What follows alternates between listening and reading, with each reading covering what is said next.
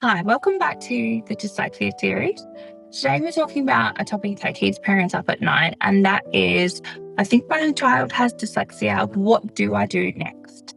So, if you've been watching your child struggle and you really feel like there could be dyslexia or maybe something else going on, I'm going to talk about what to do first. And this will also help if there's some other learning difficulties going on as well. So, it can be really confusing about what to do first, but I'm going to talk about what to do, the steps involved, and how the process works.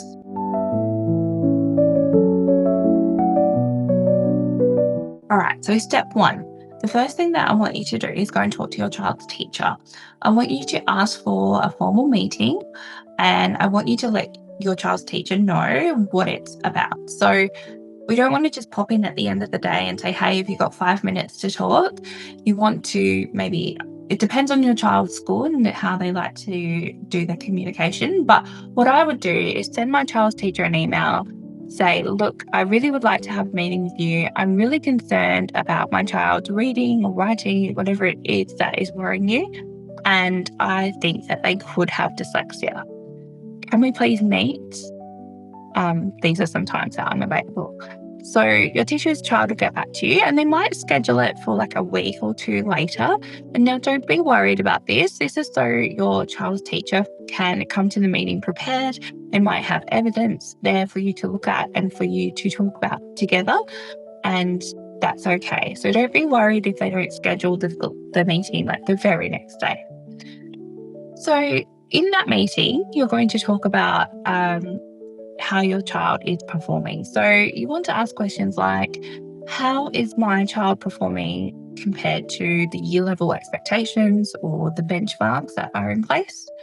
What programs are you using in class?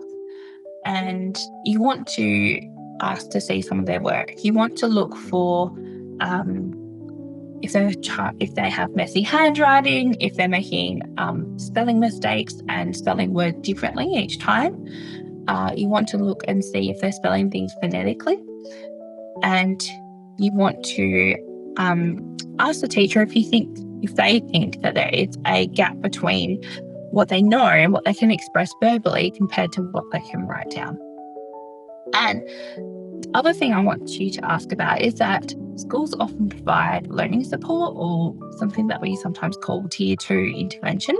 So this might be that your child goes out with a group and does extra English activities. If your child is doing this, this is probably a sign that they could have something going on. But it's really good that your school is providing this extra help, because to get a diagnosis of dyslexia, a student needs to receive at least 6 months worth of learning intervention. So that's really great if your school is providing that. Okay, so if you've been to your child's teacher, the next step is to go and see a GP. So hopefully the teacher has either confirmed what you think or suggested that, yes, maybe there could be something going on if that's what you think. Hopefully they haven't said something like, oh, let's just wait and see. Maybe they're a little bit immature. If your teacher has said that, I really recommend that you do these next steps anyway. And this is because it can take a really long time to go from getting a referral to see somebody, and there can be a really long wait list. So while you're going through that process, if you're not sure and it becomes that it's not the case and they have caught up and they're doing really well, you can always cancel that appointment and get off that wait list. But if you wait 6 months, 12 months, even longer, it can push the diagnostic process out really far, and we don't want that. So that was just a little side note. So step 2, you're going to go to your GP and ask for a referral because you think that your child might have dyslexia. And your GP should refer you to get some hearing and vision checks, because before we look at the brain and how the brain is working, we really need to make sure the eyes and ears are working okay. Sometimes kids struggle with literacy because they have some vision issues or because they've had recurring ear infections. So a quick GP visit, you can get that referral and you can get those other things checked out.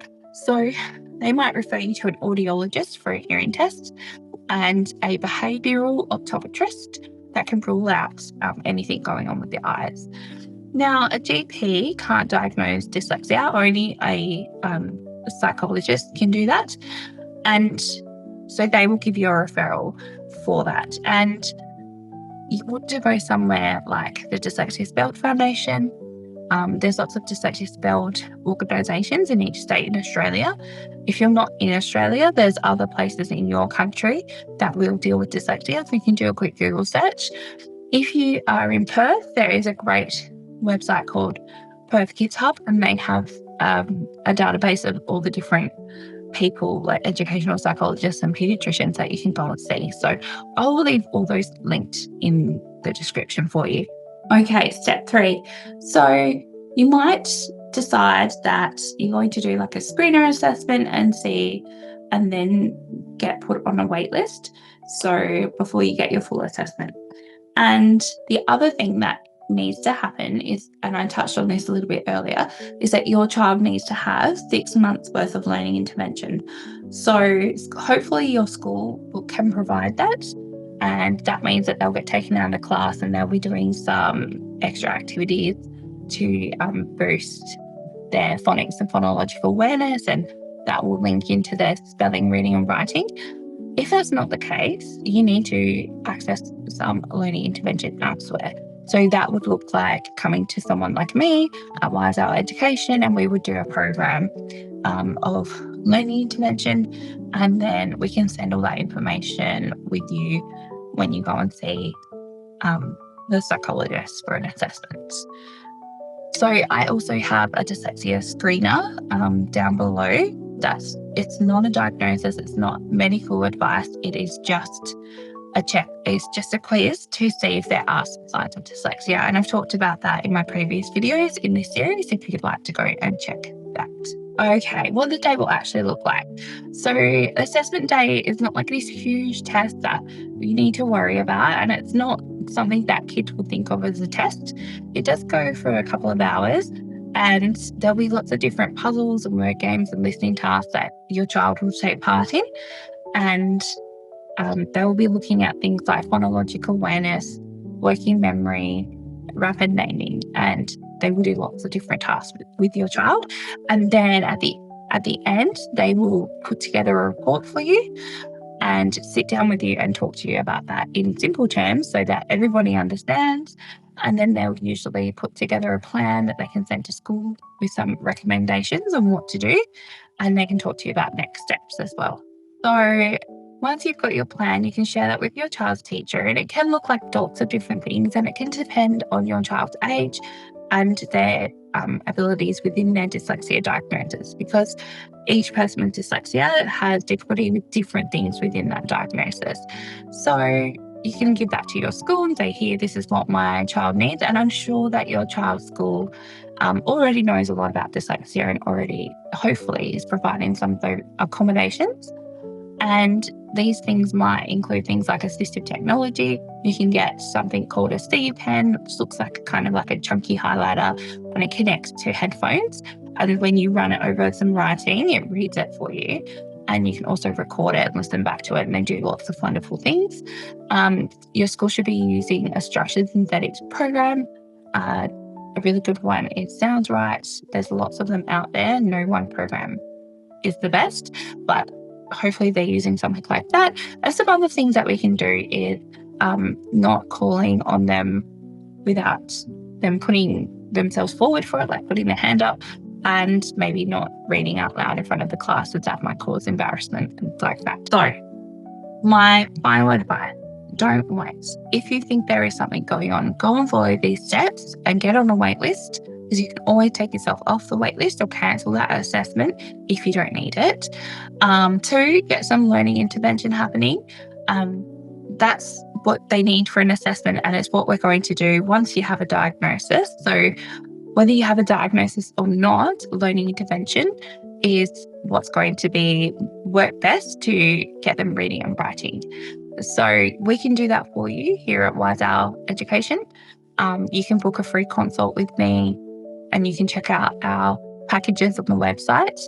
And I also have the Ready, Set, Read program, which is a program for parents to understand the science of reading and how we teach reading for dyslexic learners.